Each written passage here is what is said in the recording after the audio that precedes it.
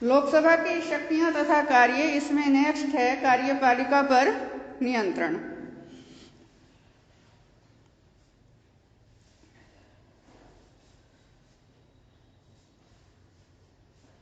संविधान का जो अनुच्छेद 75 है उसके अनुसार जो मंत्रिपरिषद है वो लोकसभा के प्रति सामूहिक रूप से उत्तरदायी है।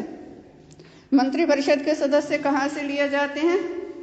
विधानपालिका से, लोकसभा और राज्यसभा में से। और ये कौन से दल के होते हैं? सत्तारूढ़ दल के सदस्य।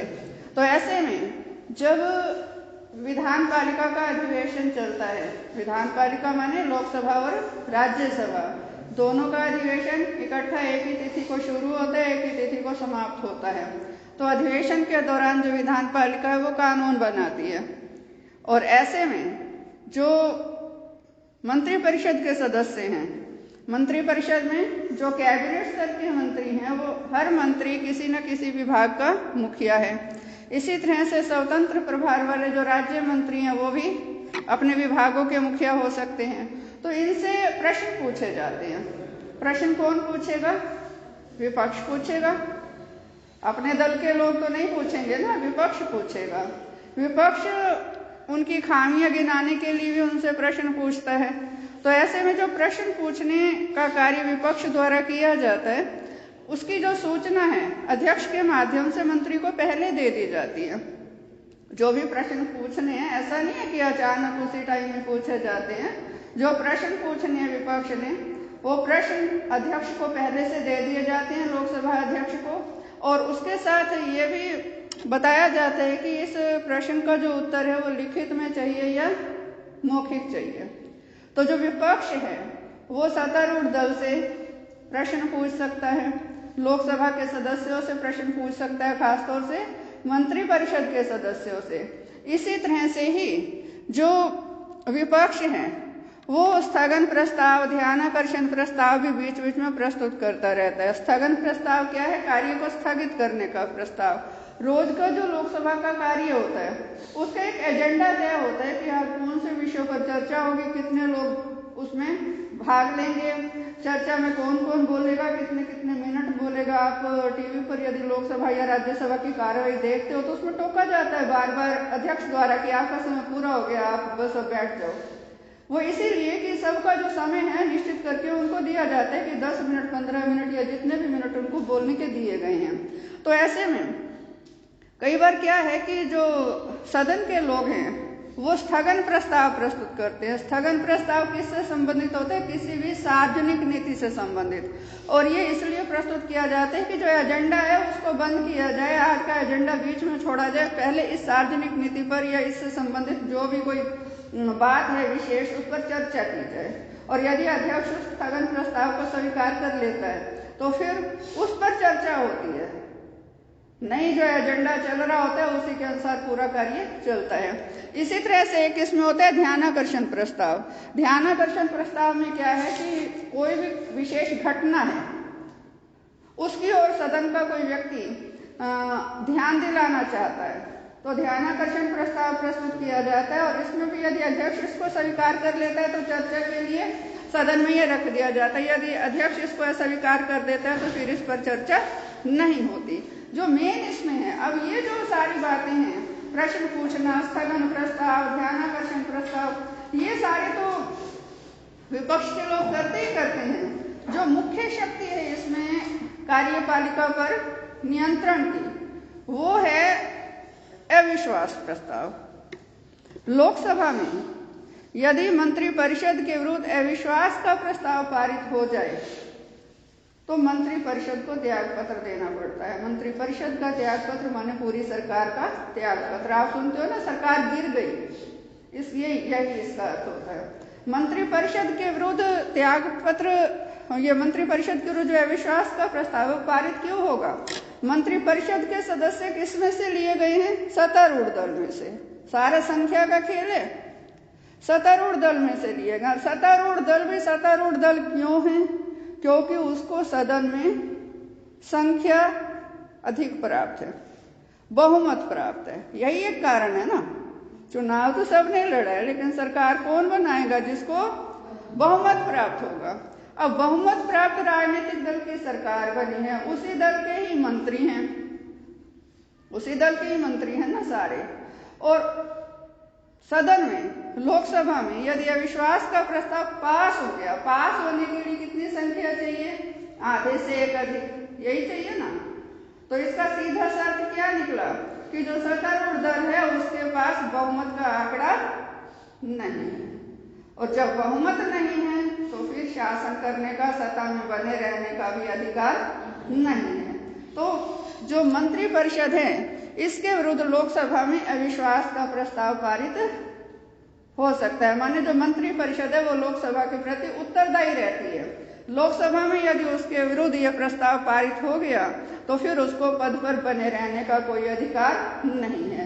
अब ये जो सारी शक्तियां थी, इसमें प्रश्न पूछना, ध्यान आकर्षण, स्थगन प्रस्ताव, ये सारी राज्यसभा की भी हैं, लेकिन राज्यसभा के पास मंत्रिपरिषद के विरुद्ध अविश्वास का प्रस्ताव प्रस्तुत करने की शक्ति नहीं है। यही एक शक्ति ऐसी है इसमें जो लोकसभा को राज्यसभा से ज्यादा शक्तिशाली बनाती है। क्लियर है यहाँ तक? नेक्स्ट है इसमें संवैधानिक शक्तियां।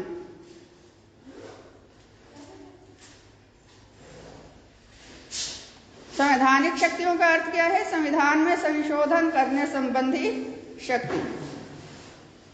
संविधान में यदि संशोधन की आवश्यकता है तो वो जो संशोधन विधेयक है वो पहले लोकसभा में भी प्रस्तुत हो सकता है और राज्यसभा में भी प्रस्तुत हो सकता है।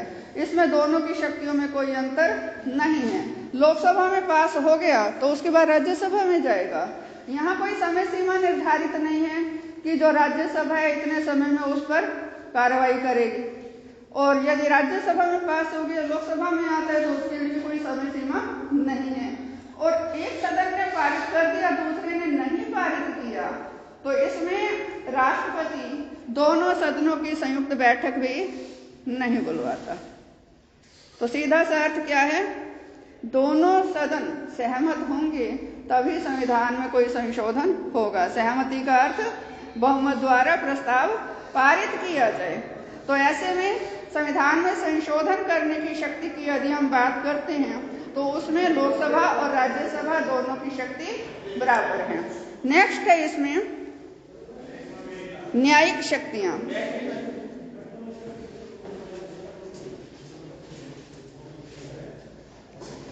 न्यायिक शक्तियों में एक तो ये आ जाएगा कि जो राष्ट्रपति है, राष्ट्रपति के विरुद्ध महाभियोग की प्रक्रिया में लोकसभा भाग लेती है।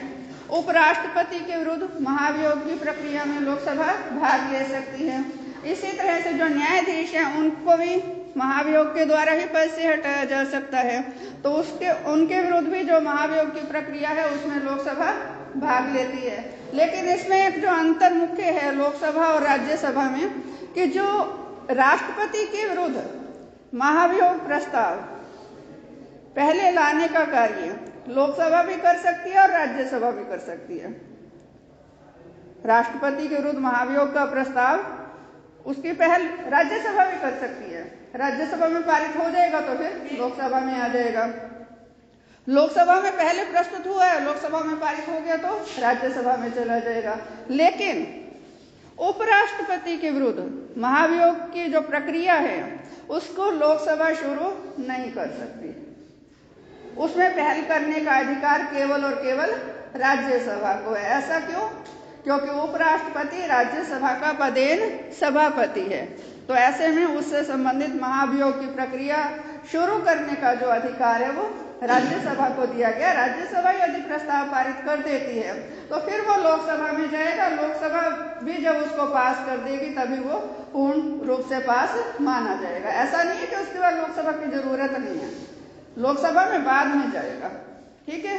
इसी तरह से जो महान्यायवादी है, नियंत्रक महालेखा परीक्षक है, इनके विरुद्ध भी महाभियोग की यदि प्रक्रिया है तो उसमें भी लोकसभा राज्यसभा के साथ मिलकर भाग लेती है। नेक्स्ट इसमें आ जाएगा निर्वाचन कार्य। किसके चुनाव में भाग लेती है लोकसभा? राष्ट्रपति के चुनाव में और उपराष्ट्रपति के चुनाव में। और इसके अलावा जब नई लोकसभा का गठन होता है तो लोकसभा अपने सदन की कार्यवाही को संचालित करने के लिए अध्यक्ष और उपाध्यक्ष के चुनाव में भी भाग लेती है। क्लियर है यहाँ तक? इसके बाद आप दे दोगे इसकी स्थिति। इसमें बुक में जो आगे और पॉइंट्स भी दे रखे हैं लेकिन मैं वो नहीं करा रही। फर्स्ट ईयर के जो स्टूडेंट्स हैं उनके लिए मेरे हिसाब से इतना काफी है, क्योंकि ज्यादा लंबा हो जाएगा क्वेश्चन तो फिर तुम स्थिति छोड़ दोगे। इसमें स्थिति लिखनी बहुत जरूरी है। अब इसमें जब लोकसभा या राज्यसभा दोनों में से किसी का भी क्वेश्चन आता है, स्थिति पूछी जाती है। राज्यसभा का प्रश्न आता है तो राज्यसभा की स्थिति की तुलना लोकसभा से करोगे। लोकसभा की रचना शक्ति और स्थिति पूछी जाती है। स्थिति नहीं पूछी गई तो भी आपको लिखनी है, निष्कर्ष की जगह इसमें स्थिति लिखनी है। तो इसमें लोकसभा वाले में लोकसभा की जो शक्तियां हैं उसकी तुलना राज्यसभा से करोगे। और इसमें आप किस तरीके से बताओगे? अब इसमें आप पॉइंट वाइज अपने दिमाग में रखते जाओ। फर्स्ट जो पॉइंट था वो कौन सा था? वैधानिक शक्तियां।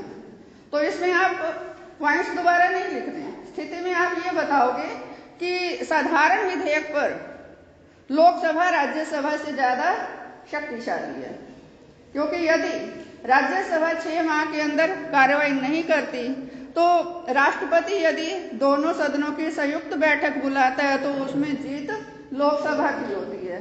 और इसी तरीके से जो वित्तीय मामले हैं, वित्तीय मामलों में या वित्त विधेयक पर लोकसभा बहुत शक्तिशाली है और राज्यसभा की शक्ति शून्य है।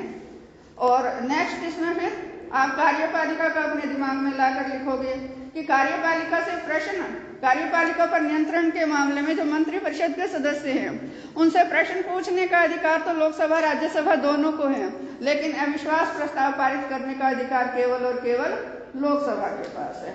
तो इस तरीके से जो प्रमुख शक्तियां हैं उनमें लोकसभा राज्यसभा से अधिक शक्तिशाली है। क्लियर है यहाँ तक?